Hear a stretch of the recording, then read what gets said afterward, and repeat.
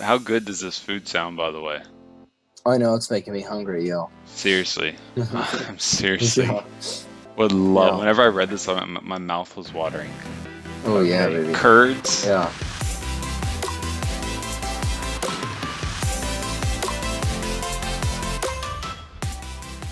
We're live. And we're live slash pre-recorded. What's up? Genesis So 18. Do you mind if I get us rolling? just do it, baby. Okay. Birth of Isaac promised. Now the Lord appeared to him by the oaks of Mamre while he was sitting at the tent door in the heat of the day. When he lifted up his eyes and looked, behold, 3 men were standing opposite him. And when he saw them, he ran from the tent door to meet them, and bowed himself to the earth, and said, My Lord, if now I have found favor in your sight, please do not pass your servant by. Please let a little water be brought and wash your feet, and rest yourselves under the tree, and I will bring a piece of bread that you may refresh yourselves. After that you may go on, since you have visited your servant. And they said, So do as you have said. So Abraham hurried into the tent to Sarah and said, Quickly, prepare 3 measures of fine flour, knead it, and make bread cakes. Abraham also ran to the herd and took a tender and choice calf and gave it to the servant, and he hurried to prepare it. He took curds and milk and the calf which he had prepared and placed it before them, and he was standing by them under the tree as they ate. So we have a very interesting thing that happens here. Hmm. We have the Lord appearing to Abraham while he was sitting at the tent door in the heat of the day. So it's hot. Yeah. We're setting the scenery here. And when Abraham lifted his eyes and looked, he saw 3 men standing opposite him. When he saw them, he ran from the tent door to meet them and immediately bowed down to them. Yep. But he didn't bow down to them. He bowed himself to the earth, more Yeah. specifically. Yeah. Then he has a conversation saying, My Lord. So he has a conversation with the Lord and asks if he can do some things for them. And then Abraham does exactly that. He does these things, including Yeah. I basically think. getting a bunch Sorry. of food, right? Getting a bunch of Yep. food to serve them food. Yeah. So I think. I think it's interesting here that Abraham recognizes that God is visiting him, right?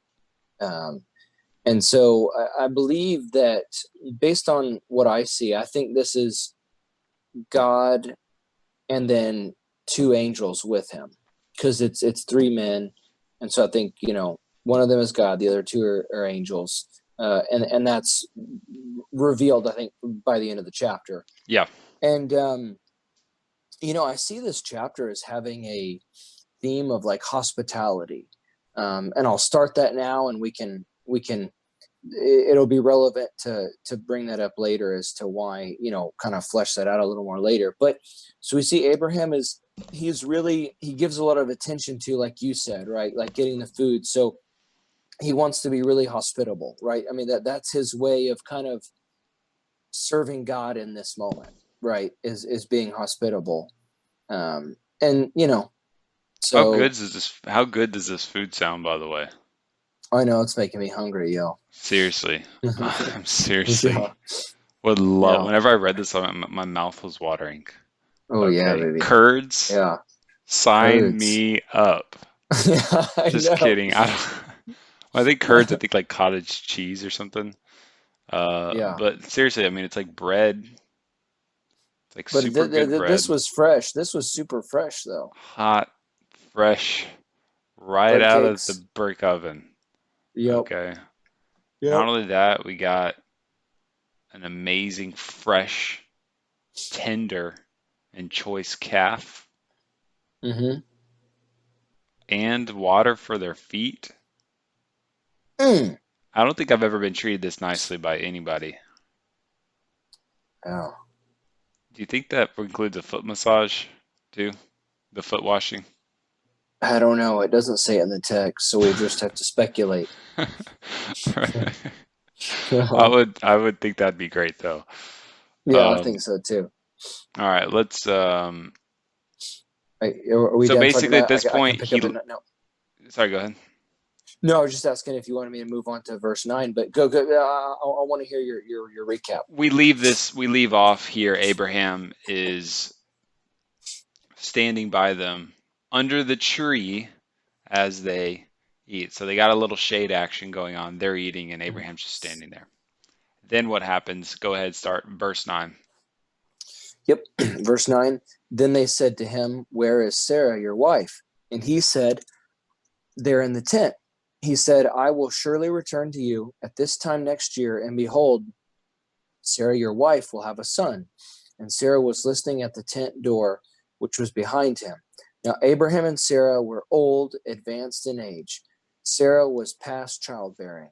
Sarah laughed to herself, saying, "After I have become old, shall I have pleasure, my Lord being old also?" And the Lord said to Abraham, "Why did Sarah laugh, saying, 'Shall I indeed bear a child when I am so old?' Is anything too difficult for the Lord? At the appointed time, I will return to you at this time next year, and Sarah will have a son." Sarah denied it, however, saying, "I did not laugh," for she was afraid. And he said, "No, but you did laugh." Mm. Mm. So, um, yeah, we see Sarah kind of it appears maybe that Sarah doesn't have the same level of faith as Abraham does. They both In laughed, this, right? right? So we saw that in the last chapter, right? That there was Abraham laughed, but maybe he laughed out of, "Wow, that's what, that's great, what, yeah, that's great," or I don't know. The point is, uh, his laugh may have been a laugh of joy. Hers is clearly a laugh of disbelief, though. God is upset with him. I mean, God is upset with Sarah clearly Yeah, when she laughs. So yeah, it doesn't seem to be a similar laugh. yeah. So one of the things I really like is anything too difficult for the Lord, and so I really like that verse. That's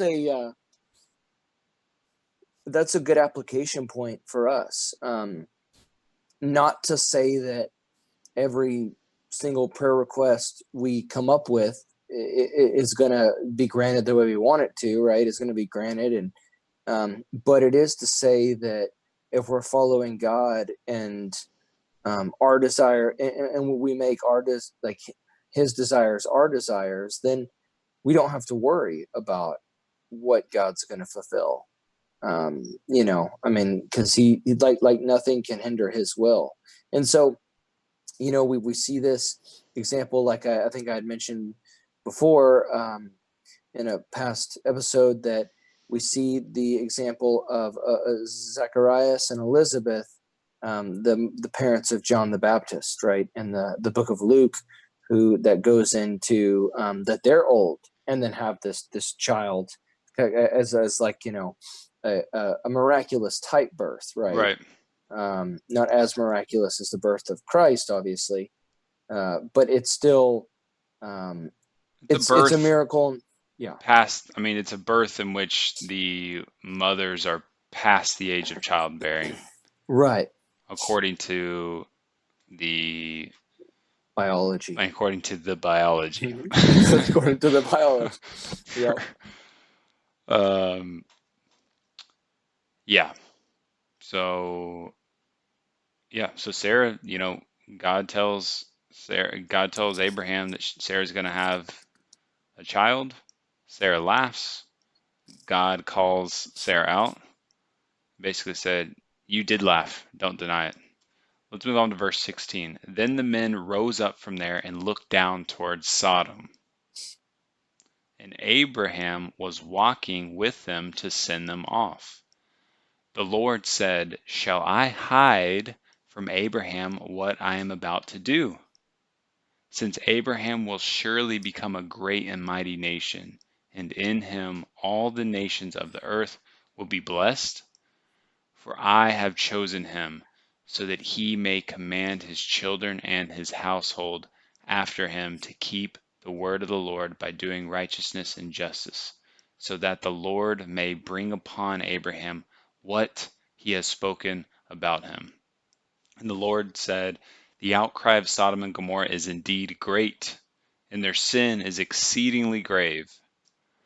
I will go down now and see if they have done entirely according to its outcry which has come to me, and if not, I will know. Yeah. So, So go ahead. well, I was going to say, you know, Sodom is obviously, it appears that they're at a vantage point in which they can see the city below them, Mm. Sodom. And Abraham, they're all walking, it looks like in that direction. Abraham's kind of walking them off into towards Sodom.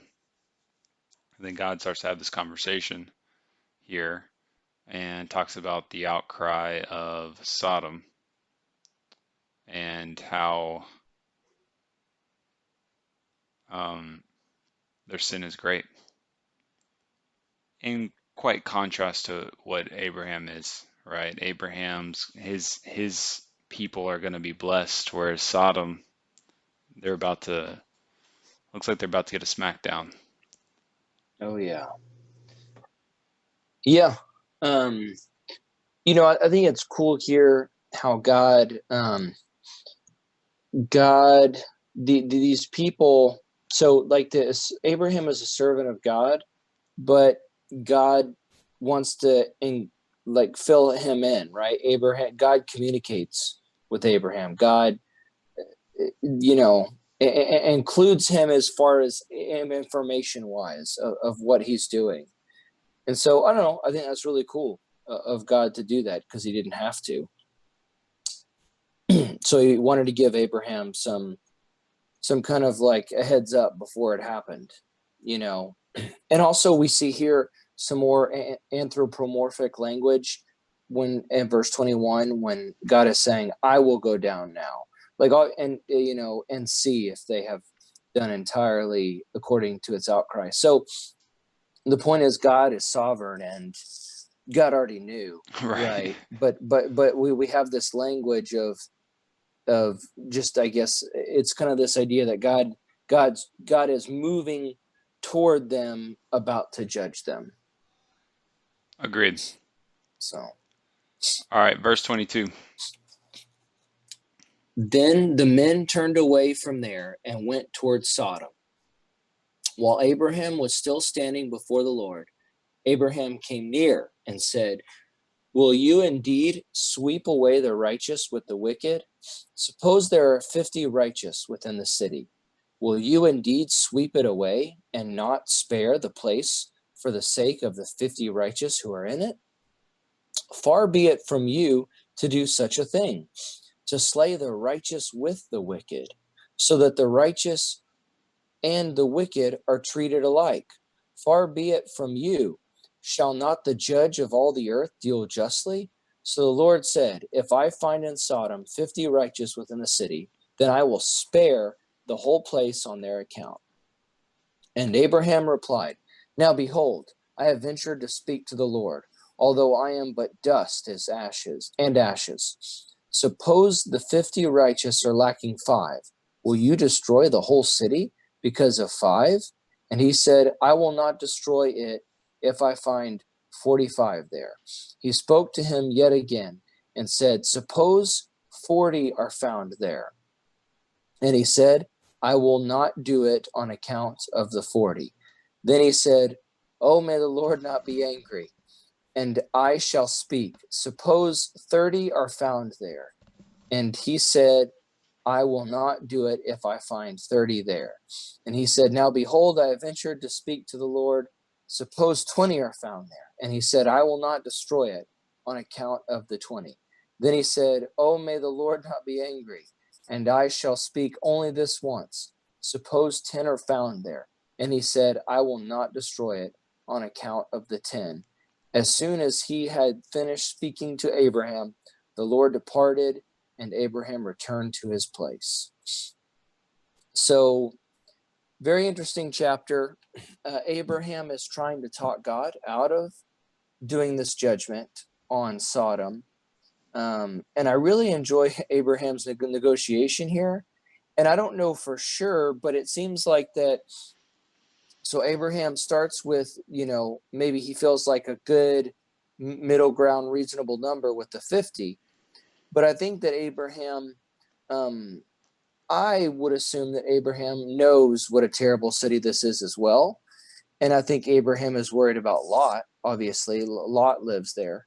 But I think that when Abraham says the 50, and then God's like, if there's 50 righteous, I won't destroy it. It's kind of like God obviously already knows how many righteous, if any, are there.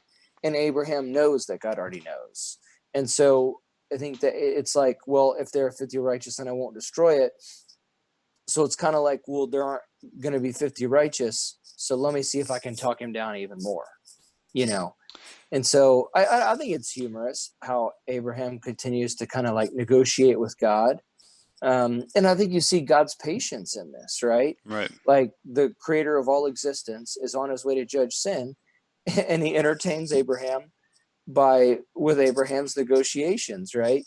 But I think it's really sad because we get down to this number of 10, right? So in the next chapter, we're going to be talking about the actual, rescue with Lot and all that kind of stuff. But the idea I see here is, so you have Lot and his wife, right? And so that's two. Then I believe he has two daughters. And so there's two, and then the daughter, at least one daughter has a fiance, I believe. I don't know if they both have fiancés, but let's just say that they both had fiancés. That's 6 people. So that just means all that would need is 4 more people in the entire city. So you have Lot and his family and just 4 additional people. 4 additional people to be righteous was what you've needed, and that doesn't exist in that city. It's that bad. Yeah. That's a pretty garbage city, I would say. Yeah. Um, Reminds me of a city we have kind of in the northeast Texas area. It's garbage. I'm just kidding.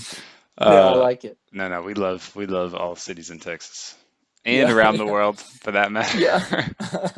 yeah, Shout out to all the cities in the world. Um, yeah, yeah, yeah. One of the questions that I like that Abraham asked here in particular is, shall not the judge of all the earth deal justly? I think that's a question that we can have quite a few times throughout our life. We'll see a situation in which justice doesn't feel like it's served. And I think what God's clearly saying here is, listen, don't worry about justice. I got this taken care of. And obviously, the negotiation here is, hey, spare all these people on the account of 10 righteous people. Well, like you said, 10 righteous people weren't found. Only, uh, really, I think what God's doing, He's pulling all the people out that actually show some level of righteousness, in this case. And the question then becomes, later on, you're going to see some pretty tough stuff, Terrible behavior. terrible behavior coming up, and God clearly gave even people that are not even maybe that righteous, right? Maybe they had a little bit of righteousness in them, but God still saves just the people that maybe has a little bit of righteousness in them. It's hard for me to say that the people that God pulls out of the city before he decimates it brings fire and brimstone on it. When you hear fire and brimstone, think like lava and fire. That's what I like to think Yeah. about. Yeah, Um, just these fiery balls of ashes, and just like, yeah, like a volcano erupted and it's coming down. Boom. that's how seriously how I view it. Yeah. So, Yeah, I mean, it'd be a bummer to be there. right. And as you'll see coming up, it's like the six people, and obviously we're kind of skipping ahead a little bit here preemptively, Hmm. but you know, God's going down to inspect this place himself. It gets spicy in this next chapter. It gets pretty Yep. spicy. So Yep. tune in next week, aka just click on the next button on the thing, Yeah. and we're gonna be digging in to see what happens next. Love it. Well, cool. Well, I'm excited for this next chapter. Appreciate y'all joining us, and look forward to chapter 19. Talk to y'all soon.